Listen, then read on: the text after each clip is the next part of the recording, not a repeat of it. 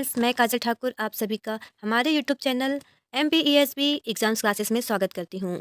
दोस्तों, आज के इस वीडियो लेक्चर में हम डिस्कस करने जा रहे हैं वसा के बारे में। वसा, इस वीडियो में हम वसा की पूरी जानकारी प्राप्त करेंगे। वसा क्या होते हैं, या हमारे लिए इसकी उपयोगिता क्या है, इसके अनावश्यक बीमारियाँ क्या होती हैं, इसके महत्वपूर्ण कार्य कौन-कौन से हैं, स्रोत प्रकार के बारे में हम जानकारी प्राप्त करेंगे। आप सभी से अनुरोध है कि शुरू से अंत तक बने रहें ताकि आपके सारे कॉन्सेप्ट क्लियर हो जाए। दोस्तों, वसा 2 अम्लों से मिलकर बनता है, जिसमें 2 अम्ल कौन-कौन से होते हैं? वसीय अम्ल और ग्लिसरॉल। वसीय अम्ल 3 अणुओं से मिलकर बनता है और ग्लिसरॉल 1 अणु से। इस प्रकार वसा हमारे 4 अणुओं से बनता है। यह 2 अम्लों के बीच एस्टर बंध के द्वारा जुड़े होते हैं। ये कार्बन, हाइड्रोजन और ऑक्सीजन से मिलकर बनते हैं। परंतु इनमें कार्बोहाइड्रेट की तुलना में ऑक्सीजन की मात्रा बहुत कम होती है। अर्थात ऑक्सीजन हमारा जो होता है वसा में बहुत कम होता है, कार्बोहाइड्रेट में बहुत अधिक होता है।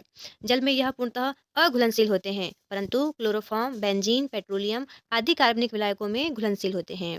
दोस्तों, 1 ग्राम वसा में 9 किलो कैलोरी ऊर्जा प्राप्त होती है।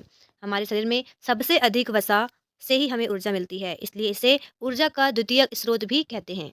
सामान्यतः व्यक्ति को 20 से 30% ऊर्जा वसा से प्राप्त होती है। शरीर में इनका संश्लेषण हमारे माइटोकॉन्ड्रिया में होता है।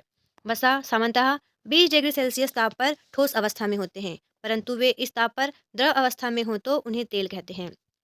इसका एक मुख्य कार्य है, यह हमारे शरीर को वाटरप्रूफ बनाता है और हमारे शरीर को गर्मी प्रदान करता है। अर्थात इसका मुख्य कार्य है हमें ऊर्जा प्रदान करना, और यह हमारे शरीर के तापमान को नियंत्रित करता है और साथ साथ हमारे शरीर के कोमल अंगों की सुरक्षा करता है। प्रोटीन की भी बचत करता है, भोजन को स्वादिष्ट बनाता है, आवश्यक वसीय अम्ल प्रदान करता है। आगे बढ़ते हैं, हम जानते हैं वसा के बारे में। लेकिन इससे पहले हम जानेंगे वसा के प्रकारों के बारे में। वसा कितने प्रकार के होते हैं? वसा दोस्तों 3 प्रकार की होते हैं: सरल वसा, संयुक्त वसा और व्युत्पन्न वसा। सरल वसा को हम 2 भागों में बांटेंगे। यह 2 प्रकार के होते हैं: संतृप्त वसा और असंतृप्त वसा। आइए जानते हैं हम संतृप्त वसा के बारे में। संतृप्त वसा क्या होते हैं? यह वसा हमें जंतुओं से प्राप्त होते हैं। किससे प्राप्त होते हैं? जंतुओं से, इसलिए इसे जंतु वसा के नाम से भी जाना जाता है। संतृप्त वसा में कार्बन कार्बन के मध्य एकल बंध पाया जाता है, वह सिंगल बॉन्ड से जुड़े होते हैं।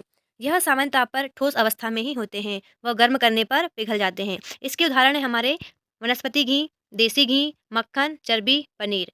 किंतु हमारा जो नारियल का तेल है वह भी संतृप्त वसा के अंतर्गत आता है, किंतु यह कभी ठोस होता है तो कभी यह द्रव में होता है, इसलिए यह क्या है, इसका एक अपवाद है। अगला हमारा पॉइंट है असंतृप्त वसा।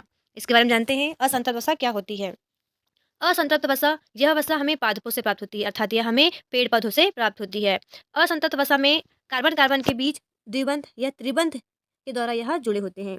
यह सामान्य ताप पर द्रव अवस्था में पाए जाते हैं, अर्थात यह लिक्विड फॉर्म में होते हैं। उदाहरण के तौर पर जानते हैं सूरजमुखी का तेल, सरसों का तेल, बादाम का तेल, वनस्पति तेल एवं ओमेगा 3 फैटी एसिड में पाया जाता है। इसका नोट मुख्य पॉइंट है एक, असंतृप्त वसा को हाइड्रोजनीकरण के द्वारा हम संतृप्त वसा में बदल सकते हैं। आइए जानते हैं हम सेकंड हमारे संयुक्त वसा के बारे में। संयुक्त वसा क्या होते हैं? संयुक्त वसा, यह वसा व अन्य पदार्थों के बने होते हैं। इसके उदाहरण है फास्फोलिपिड। फास्फोलिपिड में यह वसा और फास्फेट से बना होता है। इस तरह संयुक्त वसा बनती है। अगला है हमारा व्युत्पन्न वसा। क्या है? व्युत्पन्न वसा। थर्ड पॉइंट है वसा का, तीसरा प्रकार व्युत्पन्न वसा। यह सरल वसा व संयुक्त वसा से मिलकर बनता है, अर्थात इसमें सरल वसा के दोनों संयुक्त और असंयुक्त व संयुक्त वसा में जो दोनों वसा और अन्य पदार्थों से बने होते हैं सभी से मिलकर बनना व्युत्पन्न वसा कहलाती है। उदाहरण कोलेस्ट्रॉल। क्या होता है? कोलेस्ट्रॉल। अभी कोलेस्ट्रॉल क्या होता है, आइए जानते हैं कोलेस्ट्रॉल के बारे में। कोलेस्ट्रॉल यह एक प्रकार की व्युत्पन्न वसा है। इसमें 75% कोलेस्ट्रॉल का निर्माण यकृत में होता है, हमारे लीवर में होता है, व 25% बाह्य पदार्थों से प्राप्त होता है। यह हमारे हार्मोन का निर्माण करता है। कोलेस्ट्रॉल की हमारी बॉडी में सही मात्रा होना चाहिए 200 mg/dl होती है।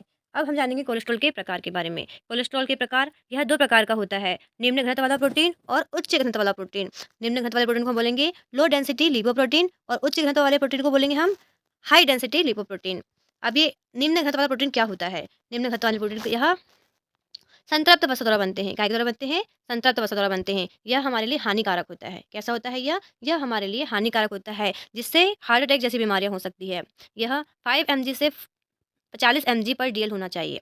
यह जंतु उत्पाद से बनता है, जैसे चर्बी और मक्खन। चर्बी और मक्खन खाने से हमारे शरीर में अधिक वसा जो होती है जमा हो जाती है, जो हमारे हार्ट अटैक का कारण बनती है। अगला पॉइंट है हाई डेंसिटी लिपोप्रोटीन, उच्च घनत्व वाला लिपोप्रोटीन। यह असंतृप्त वसा द्वारा बनते हैं।